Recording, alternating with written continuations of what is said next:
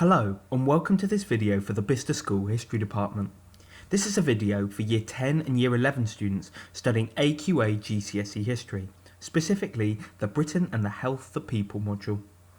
It will use the medicine booklet which is available to download from the school website. The link is in the description. The purpose is to give you a general introduction to each topic and to guide you through each task. Pause this video as you work through the tasks. Don't watch it all in one go. And if you have any specific questions, make sure to email your history teacher. In today's episode, we're going to look at public health in medieval times. Now, public health in medieval times is pretty poor. It was based off Roman aqueducts and sewers, which fell into disrepair once the Romans left in the 5th century. Medieval towns were pretty unhygienic.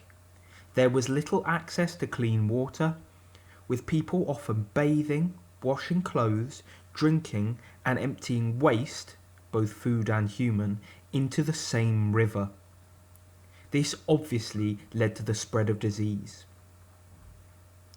There was some attempt to keep clean at a personal level, with combs and toothbrushes being found by archaeologists, but there was no centralised government to oversee public health. The only time this did happen was during the outbreak of the Black Death in 1348, which we talked about in a previous episode. In order to stop it spreading, King Edward III demanded that people shouldn't throw rubbish in the street, and that there should be rakers, or cleaners, to clean up the streets. However, once the Black Death outbreak was over, this wasn't continued. Towns were often overcrowded and disease spread rapidly.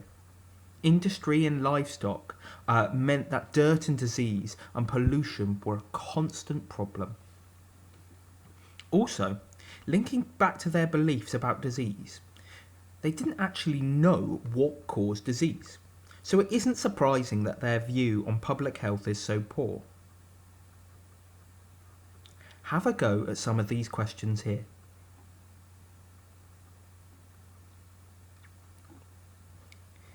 Here, in this diagram, we can see lots of the problems with medieval towns. See if you can fill the chart below by using some of the information. There are a couple of exceptions to the rule, however, one of them being monasteries. Fill in this part using the information on the next page.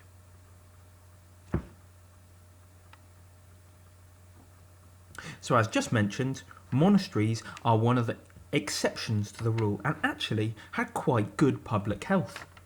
Most monasteries had hospitals attached and clean running water. They had toilets where the waste was flushed away into the river or sea, and this water was collected from before where the toilets were, so there wasn't any contamination. Most had a Physic Garden. This is a herb garden, and it was used for growing herbs and plants used for medicine. Generally, monasteries had good public health facilities. Some medieval towns also were good, and they issued laws to clean up towns. The most obvious example is Coventry, and it's an excellent example to remember for your exam. In Coventry, people could be fined for not cleaning up in front of the houses in the 15th century. They paid a tax to have their waste collected, and no toilets were allowed to hang over the river. In fact, the tax to have their waste collected is a very modern idea. However, it is worth noting that this isn't widespread and is very, very rare. Have a go at the questions here. Now, have a look at the source utility question. We covered how to answer these in a previous episode, but just to give you a reminder, this is an 8-mark question, so you need to write 2 paragraphs.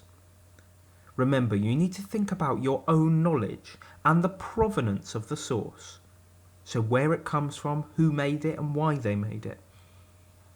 See if you can have a go at answering it. If you need a little bit more help, In paragraph 1, you might want to talk about how this source shows personal hygiene.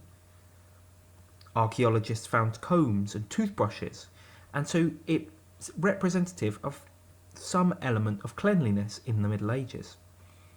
It also shows how some towns had baths, the most obvious being Bath. However, in paragraph 2, you might talk about how this sauce was made by monks, and its provenance isn't necessarily helpful to us because it was made by monks who lived in clean monasteries. And it's not representative of the whole population who lived in towns, and they were dirty with poor sanitation.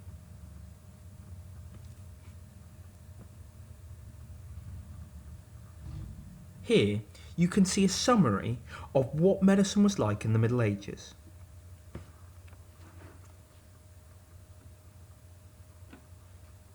Question 4 is a factors question and is the last question on the medicine paper. It's worth the most marks. It's worth 16 marks plus 4 spelling and punctuation and grammar marks. So it's really important that you know your key terms. Now this uses the factors mentioned in the first episode. You might want to go back and watch that again if you're confused. All the videos are available on the medicine playlist. Now for this question you should aim to write about 4 paragraphs, which includes a conclusion. You have to talk about the factor name in the question, then 2 others. So if we look at this question, it says, has religion been the main factor in holding medicine back in the Middle Ages? The factor named in that question is religion. You'd need to talk about 2 other factors in this question, before then in the conclusion reaching a judgment as to which factor you think is the most significant. So for example, in this question, in paragraph 1, always talk about the name factor. So you might talk about how religion held medicine back, how you couldn't challenge Galen because of the importance of the Catholic Church, and the Catholic Church controlled beliefs. They also ran many of the medical schools, hence enforcing Galen's ideas. But in paragraph 2, you might talk about a different factor. For example, how government held back medicine. There was no public health provision, and when it was sporadic and in short bursts. For example, Edward III's decree during the Black Death. In the third paragraph, you might want to talk about individuals. For example, while the Catholic Church forced Galen's beliefs on everyone, it was Galen's ideas in the first place, and he made several critical errors. For example, thinking that there were 2 bones in the jawbone. And actually, the church and religion offered healthcare to poor people, and religion in the Islamic world pushed medicine forward. Then you could write a conclusion about which one held medicine back the most. It doesn't really matter which one you say, as long as you argue it with evidence. If you need any more help, make sure to email your history teacher. Thanks for watching.